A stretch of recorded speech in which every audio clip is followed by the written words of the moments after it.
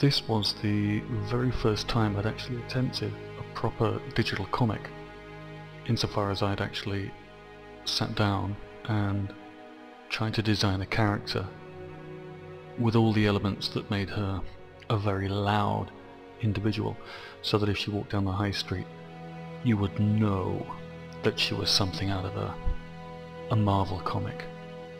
And yet nobody turns around to look.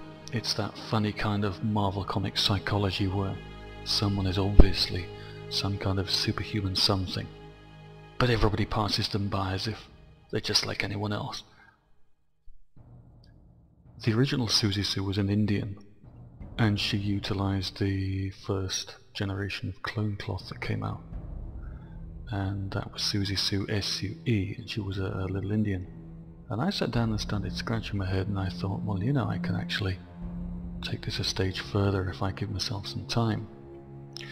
And that's when I started to think about Siouxie Sioux as an S10U X1E agent, a Sioux agent, effectively a master programming color.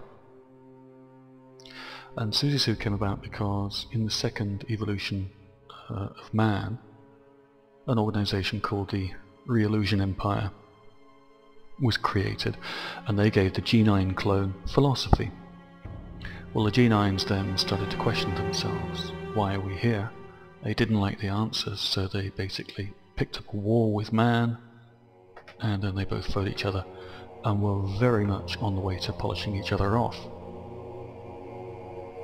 Armstrong, one of the clone robotics designers, designed Siouxie and one other to be a colour in the third evolutionary phase of man, because he knows that man's about to kill itself, and all the G9 clones with it. So he creates Siouxie Sioux. And Siouxie Sioux here, as you can see, is on that dance floor. I've actually turned it into the internals of a survival podule, which then gets launched onto the far side of Saturn to sit in stasis. So it could be there for 100 million, 400 million years, however many 100 million years, until man eventually re-evolves a third time. The thing is, in the war, some of the G2 clones of Siouxie's generation survive, and so they spent that span basically nursing along the evolution of the next generation of man. And what they want to do is prematurely trigger the Reallusion Empire again, and then they want to steal philosophy, of course, because they want philosophy. They know that they're not human, but they want to be human. And so what I did was kind of give it that Pinocchio. He wants to be a real boy. He's a pretend boy, but he wants to be a real one, and needs a heart and all the rest of it. The remaining G2s need philosophy, and they've waited for Siouxie. They know that when they see Siouxie on Earth again, comes around from the back of Saturn, brought back to life, they know that when they see her, they know that somewhere the Reallusion Empire has come about. Obviously they can't find it because Reallusion is very crafty.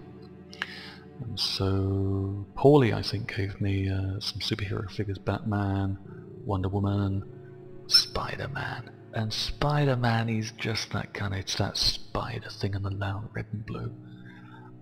He's good, and he works, so I kept Spider-Man as the one who first sees her. And he can't believe his eyes, because it's like, she's a G2, but is she the G2 we've been waiting for, sort of thing.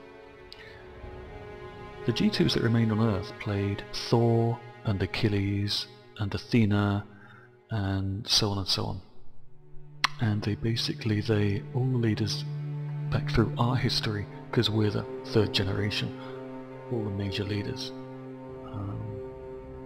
are the clones that have sort of come through history and controlled society and tried to push it towards an eventuality that will make Reallusion again.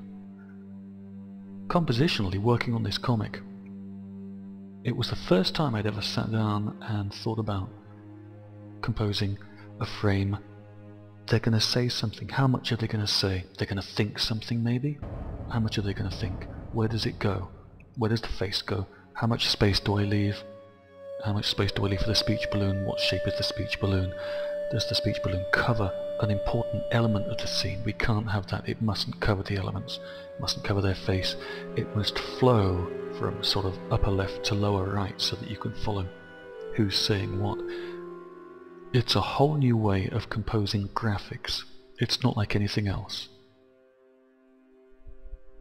Comic art, this is the first time I've ever touched it, first time I've ever put it together, is totally alien to anything else I've done, and I would recommend it to anybody. It's very satisfying when you suddenly see it all come together, and it's a nice feeling to see that kind of comic power, if you like. You can see here the lighting in iCLone really lends itself to making impact and contrast.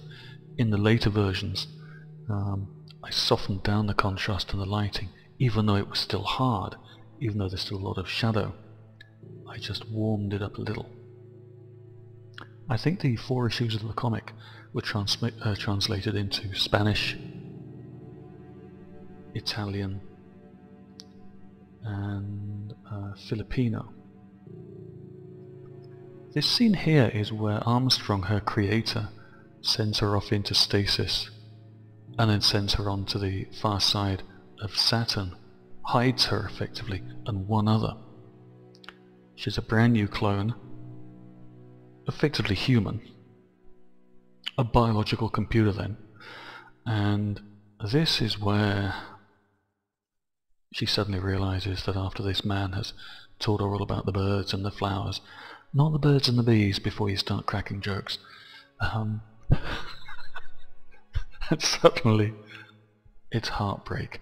So I just gave one full page, to a series of shots which panned out on this beautiful suspended dance floor, which is actually the internals of a survival pod, to try and represent just how heartbroken she is.